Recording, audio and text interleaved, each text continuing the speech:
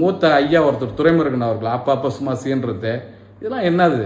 ஒரு ஒரு கலைஞர், முப்பெரும் தலைவர் கலைஞர் அவர்கள், முத்தமிழர் கலைஞர் அவர்கள் என்னுடைய தலைவர் பேச்சை பார்த்து அவ்வளோ ஒரு பெருமையாக பேசுவார். நீங்களாம் மூத்த ஒரு அமைச்சர் பெருமக்கள் தானே, அவர்லாம் வளர்ற ஒரு தலைவரை தட்டி கொடுப்பாரு. இன்னமும் என் தலைவர் புகழ்ந்து பேசுகிறாரே கலைஞர் அவர்களே.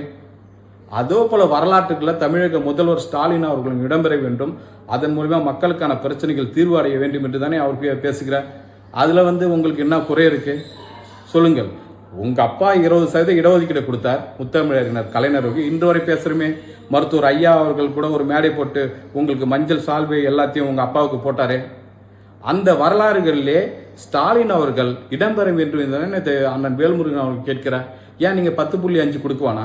ஒட்டுமொத்த ஜாதியை நீங்க கணக்கெடுங்க, அவங்களுக்கான இடஒதுக்கீடு நீங்க கொடுங்க, அதுல உங்களுக்கு என்ன குறை இருக்குன்னு கேட்கிறேன். எங்களுக்கான உரிமையை தானே கேட்கிறோம்.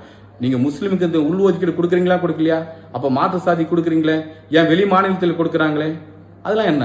வெளி மாநிலங்களில் கொடுக்க முடியுமோ அதே இந்திய அரசியலமைப்பு சட்டத்தின் கீழ் தான் தமிழ்நாடு அரசும் இயங்கிக் கொண்டிருக்கின்றது. அப்போ உங்களுக்கு நான் புதிய சட்டமா? தமிழர்கள் என்ற ஒரு புதிய சட்டம் ஏதாவது இருக்கின்றதா? ஏன் நீங்க மறுக்கிறீங்க? கொடுத்துட்டு போக வேண்டியதானே?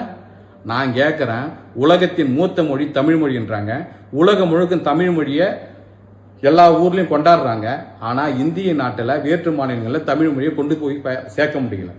ஆனா ஹிந்தியை கொண்டு தமிழ்நாட்டில் திணிக்கணும்னு சொல்றீங்க. அது என்ன நியாயம்? சிபிஎஸ்இ பள்ளி தமிழ்நாட்டில் இயங்குது, அந்த பள்ளியில கட்டாயமாக தமிழ் கற்க வேண்டும் என்று ஒரு உத்தரவு பிறப்பிக்கிறதுக்கு உங்களுக்கு என்ன வலிக்குதுன்னு கேட்கிறேன். உங்களுக்கு என்ன வலிக்குது? தெலுங்கானாவில் கொண்டு வராங்கல்ல, என் தமிழ்நாட்டில் கொண்டு வந்தா என்ன? முதல்வர் அவர்களே, தமிழ்நாட்டில் கொண்டு வந்தால் என்ன உங்களுக்கு வலிக்குது?